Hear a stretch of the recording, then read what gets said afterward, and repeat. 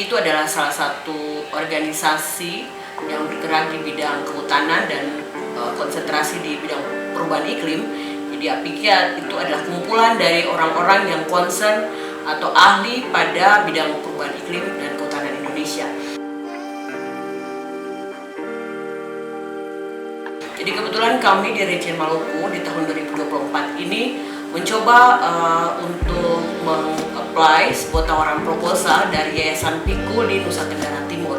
Jadi sekitar bulan April begitu ya, sekitar bulan April Yayasan Pikul melakukan call for proposal untuk wilayah Maluku, Maluku Utara, Sulawesi, dan Nusa Tenggara Timur sendiri untuk LSM, untuk akademisi, untuk pemerintah, untuk berpartisipasi dalam penelitian bersama dengan Yayasan Pikul itu sendiri. Lalu kemudian kami dari APIKI Maluku mencoba untuk mengajukan proposal dan bersyukur bahwa kami bisa lolos untuk pendanaan proposal dari Yayasan Pikul ini. Jadi kami mengangkat tema adalah peranan perempuan petani hutan ya, peranan perempuan tani hutan dalam menghadapi dampak perubahan iklim di pulau-pulau kecil yang ada di Maluku. Dalam proposal ini kami mengambil lokus pada dua lokasi penelitian, yaitu di Pulau Ambon dan di Pulau Haruku.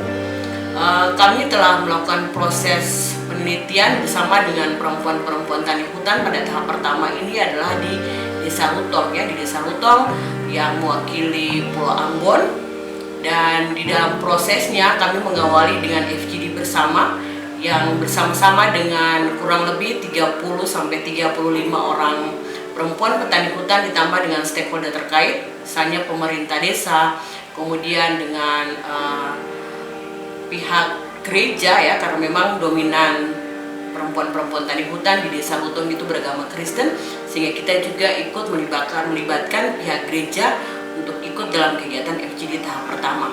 Di dalam proses FGD tahap pertama kami bagi atas 3 kelompok, dan di setiap kelompok itu dikoordinir oleh kami masing-masing. Kebetulan ada kami 3 orang yang leadernya di situ di dalam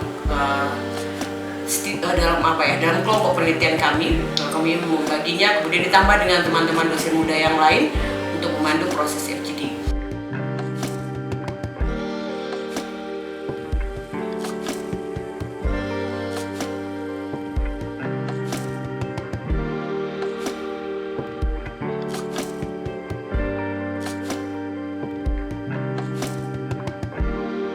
Di dalam proses FGD itu ternyata ditemukan bahwa di Desa Rutong ini perempuan-perempuan tani yang ada di sana memberikan respon dan apresiasi yang sangat besar. Mereka bisa memberikan jawaban terhadap beberapa topik-topik pertanyaan yang kami berikan terkait dengan bagaimana aktivitas mereka setiap hari di dalam kawasan hutan. Dan ternyata perempuan tani hutan yang ada di Desa Rutong mereka bisa memanfaatkan kawasan hutan dengan sangat baik. Mereka beraktivitas di dalam kawasan hutan, mereka memanfaatkan hutan dan hasil hutannya dengan sangat baik.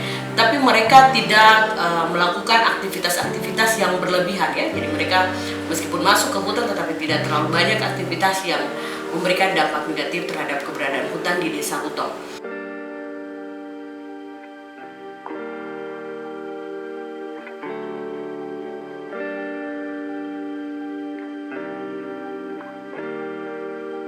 Selanjutnya adalah mengambil data berupa wawancara dengan beberapa orang responden.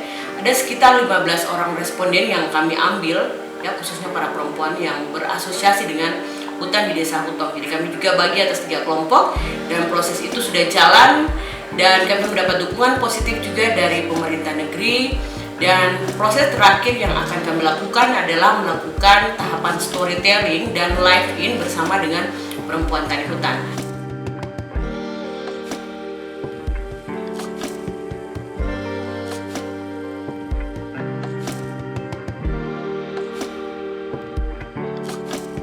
Kami berharap bahwa hasil dari penelitian ini, khususnya di tahapan pertama untuk Desa Rutong ini, kami bisa mendapatkan informasi yang akurat bagaimana ataupun sejauh mana perempuan tani hutan yang ada di Desa Rutong berpartisipasi dalam kawasan hutan dalam kaitan dengan menghadapi dampak perubahan iklim yang terjadi dalam satu dasawarsa terakhir.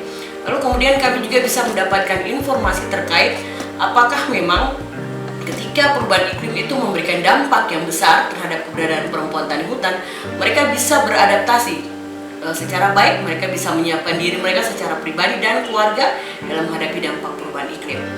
Kami juga telah melakukan wawancara dengan stakeholder terkait dengan bagaimana dukungan pemerintah, apakah itu pemerintah Kota Ambon ataupun pemerintah provinsi ataupun bahkan LSM.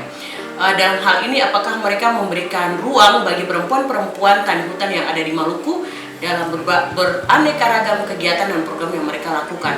Beberapa OPD atau organisasi perangkat daerah yang kami hubungi, misalnya adalah Dinas Kehutanan Provinsi, Dinas Lingkungan Hidup Provinsi, Dinas Lingkungan Hidup Kota Ambon, Dinas Pertanian Kota Ambon, Dinas Pertanian Provinsi, kemudian KPH Kota Ambon, dan kemudian juga LSM Walang Perempuan yang konsen terhadap bagaimana meningkatkan fungsi dan peran perempuan yang ada di Kota Ambon.